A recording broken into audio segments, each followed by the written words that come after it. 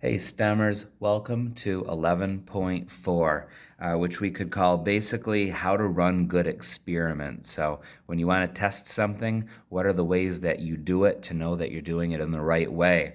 So the first thing we need to do is we need to get all this vocabulary down. So what I've decided to do is just pre-write it down for you. So why don't you please pause the video right now, write all these vocab terms down, and when you're done writing that down, get the video going again, and we'll start answering questions with it. So go ahead. All right, so you've got the vocab written down now. So let's now take a look at 5 questions and see how we can use this vocab to help us out. It says in exercises 1 and 2, determine whether the study is a randomized comparative experiment. If it is, describe the treatment, the control group, and the treatment group. If it's not, explain why not, and discuss the conclusions that can be drawn from the study, whether they're valid or not. So, all right, let's read it and find out. Baby DVDs improves language ability. So we're trying to figure out, do babies watching DVDs could that help their language ability? So to test whether baby DVDs that highlight words and introduce music and art can improve their language abilities, parents with babies 0 to 24 months are given the choice of whether to let their babies watch the DVDs. 50 babies who watched the DVDs were observed for a year, as well as 50 babies who did not watch the DVDs. At the end of the year, babies who watched the DVDs scored higher in language development test. So the question is this a randomized comparative study? And boy, I'm thinking no. So I want to talk about why I do not think this is a randomized comparative experiment. First of all, the parents were allowed the choice for whether their kid would watch the DVDs or not. So maybe it's the case that parents who are super interested already in their kids being really good at language development, maybe they're the ones who wouldn't they be the ones that would be more likely to say, yeah, let's have them watch these DVDs? And if your parents are super into wanting you to have good language ability, they probably are doing things like reading to the kids more, stuff like that. So I'm thinking that by letting the parents choose whether they watch them or not, you're probably already kind of selecting the people who are most likely to do lots of reading and stuff with their kids. Those were probably the 50 who are most likely to do the DVDs as well. So how do we know if it's that, the DVDs, or maybe it's just because they read them more, that kind of stuff. Also, we don't have any idea, like maybe some of the parents just sat their kid in front of the DVD and just left the room, or maybe they were in the room there talking about the DVDs with the child. Like, we don't really know what those babies and parents were doing that were watching the DVDs. Like, how were they actually doing that? So I'm going to say this was not randomized because the parents chose whether to show the DVD or not. So it's not I'm just going to put RCE for randomized comparative experiment. It is not a RCE because parents chose whether to show the DVD or not. And we just don't even know what the conditions were, like we talked about. Discuss why or why not these are valid conclusions. I'm going to say the conclusions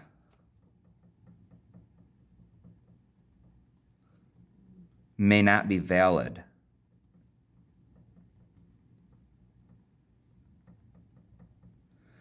Because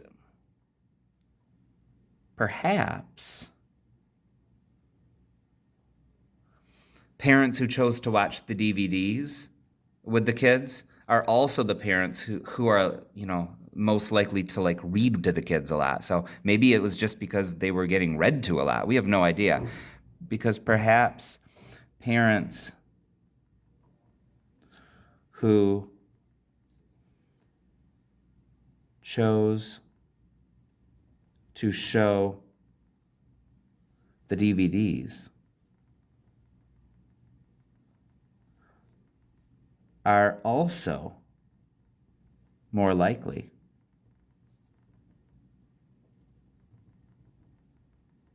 to read a lot with the kids, with their child, with their baby, with their child. You might have came up with a different idea. That was just my thought. Maybe your thought's a little bit different, but it makes sense, I think. All right, let's do number 2. All right, we're looking at a new drug that improves blood glucose control. Glucose means sugar, so blood sugar levels. In a clinical trial, 100 type 1 diabetic patients volunteered to take a new drug. 50% of the patients received the drug, and the other 50% received a placebo.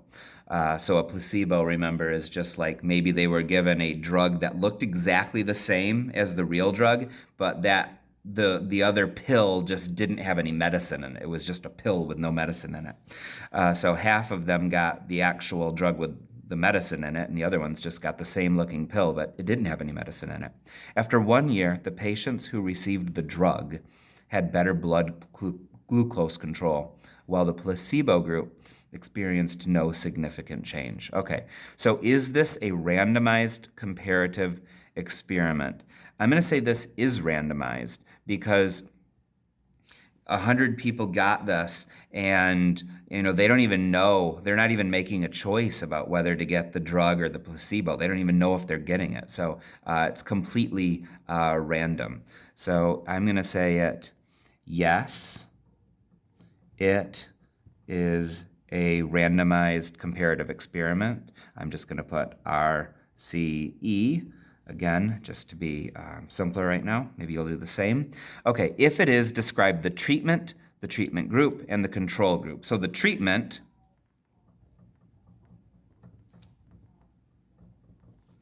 was the drug. So the treatment was the drug.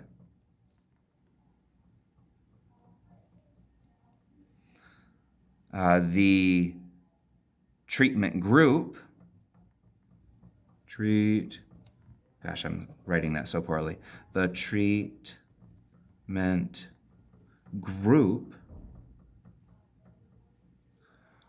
were the people that actually got the drug. So the patients who got the drug, so they're the ones that, like, the pill actually had the medicine in it. And it also asked for the control group. The control group were the 50 people where their pill didn't have any medicine in it. So the control group were the patients who, when we call that a placebo, right? If the drug doesn't have any medicine in it, it's called a placebo. So we'll say the control group are the patients who received the placebo.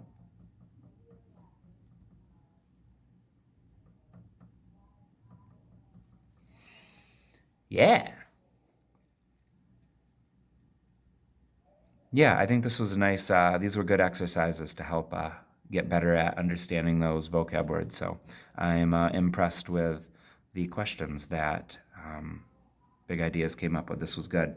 Let's turn to page 334 now. Let's do problems 3, 4, and 5, and then we're going to call that a job well done, and then we'll go on to the homework. So for these, what do they want us to do? Explain whether the research topic is best investigated through an experiment or an observational study? Then describe the design of the experiment or the observational study. Okay, so an experiment is like when you set up all of the conditions and then run the experiment. An observational study is like when you go out into the real world and see what's already happening out there. So let's see, a criminologist wants to know whether social factors are the cause of criminal behavior.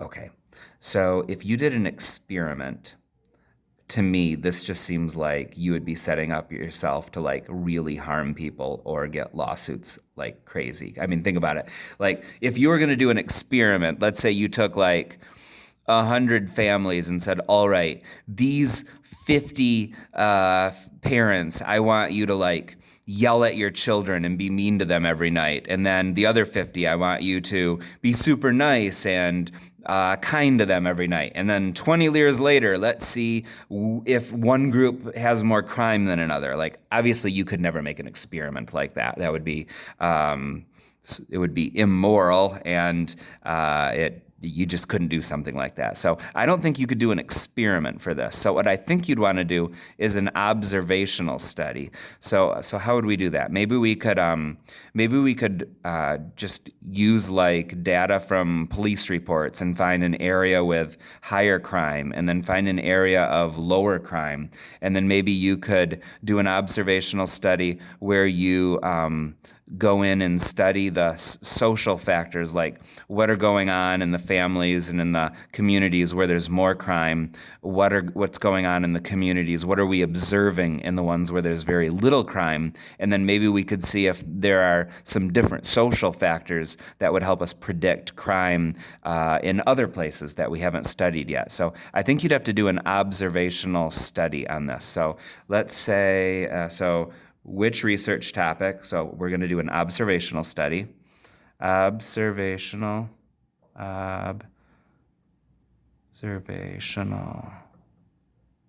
study would be best.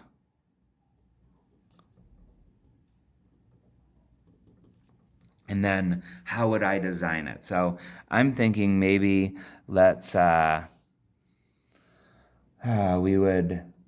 we would observe social factors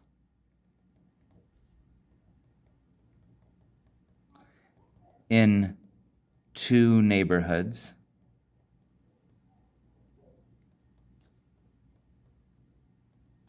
One with high crime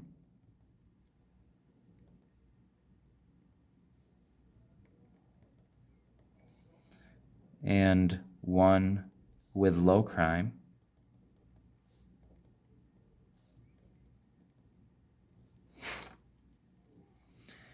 And see if certain social factors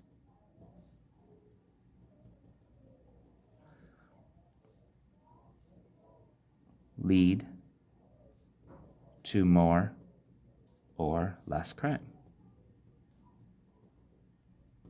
I think that's, there's probably lots of ways you could design a study. This is just the first one I could think of, but I think you'd have to do something like that. It would for sure have to be an observational study. Okay, let's go on to the next one. A pharmaceutical company wants to know whether the new medication on heart disease had a side effect on individuals. Okay, so I think an observational study would be very difficult here because like you're looking at people, like it'd be very hard to find people who took a medication or not. So I think in this one, you'd want to do an experiment where you actually give a bunch of people the new medication and then see if they develop side effects or not. But remember, we'd have to do a placebo as well. So I think what you'd have to do is you'd have to give a bunch of people maybe a pill with the medication, but you would only put the drug in like half of the pills. The other half of the pills you would just put no drug in there at all, and then the people taking it don't even know if they're getting the drug or not in their pill, and then we could see if one group has more side effects. So I think we'd want to set up an experiment on this. So I'll just say this is going to be an experimental study. So an experimental study would work best.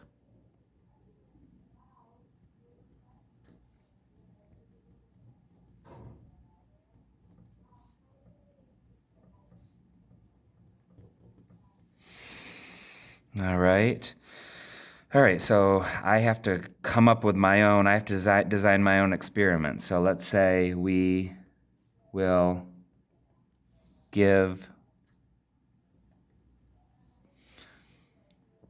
1,000 people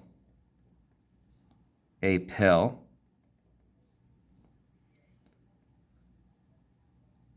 500 will get the drug, and 500 won't, to see if the people with the drug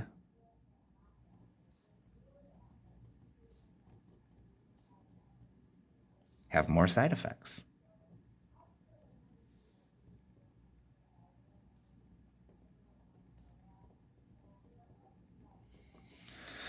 Okay, number 5. This will be our last one. A company wants to test the effectiveness of a new moisturizing cream designed to improve skin complexion. Identify a problem, if any, with the experimental design, and then describe how you could improve how they made the experiment. So, all right, let's see the first experiment. So the company randomly selects 10 individuals. Okay, this is going to be a problem already. 5 subjects are given the new moisturizing cream, and the other 5 are given a placebo. After 8 weeks, each subject is evaluated and determined that the 5 subjects who were using the cream have improved skin complexion. All right, so the actual experiment to me seems like a really good experiment. Like, that seems like how you would run an experiment. My problem is that they randomly selected 10 individuals. That's so few people that you're not going to be able to know from so few people whether it was really the moisturizing cream or maybe it was just like random chance. I mean, so I'm just going to say that I would improve this experiment by selecting far more than 10 individuals. I would improve this experiment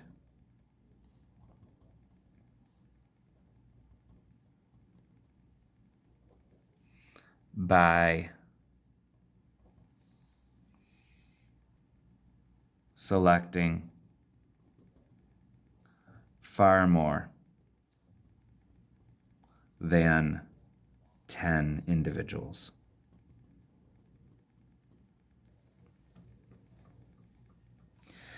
All right, part B. The company randomly selects a large group of individuals.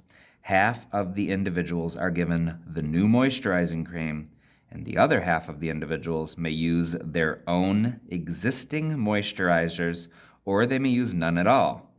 After 8 weeks, each subject is evaluated, and it is determined that a significant large number of subjects who received the moisturizing cream have improved skin complexion.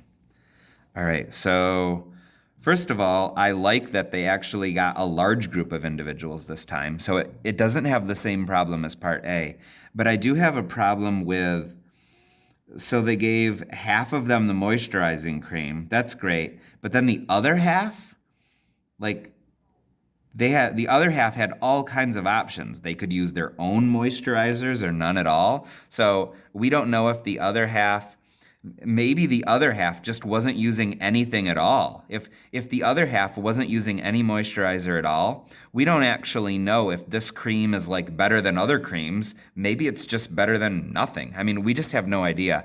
So I think we need to be more specific about what the other half of the individuals use. Like if the ones that aren't using the new moisturizing cream, what we need to give the other ones something, specific and consistent. So I'm going to say, so basically we need to give those other half a placebo. We need to give the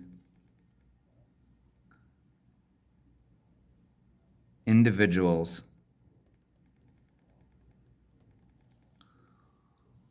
who don't have the new cream, we need to give them a placebo. The new cream, a placebo.